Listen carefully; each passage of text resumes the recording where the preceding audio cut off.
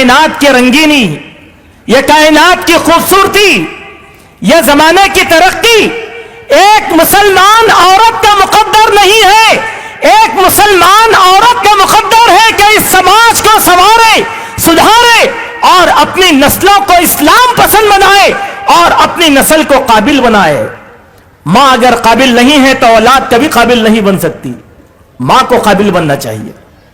اگر ماں دیندار ہے تو یقیناً اس کے گھر میں اس کی اولاد دیندار بنے گی. اگر ماں قابل نہیں ہے تو اس کی اولاد دیندار کبھی بھی نہیں بن سکتی.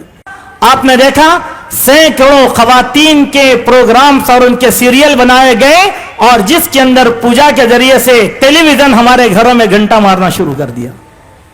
کردار کس کا بتایا گیا؟ مسلمان عورتوں کا. اور ایک بات مجھے یاد آئی، دیکھیں اب ہمارے پاس ایسے سیریل کم ہو گئے تو پڑوسی ملک سے کچھ سیریل ہمارے پاس آ رہے ہیں.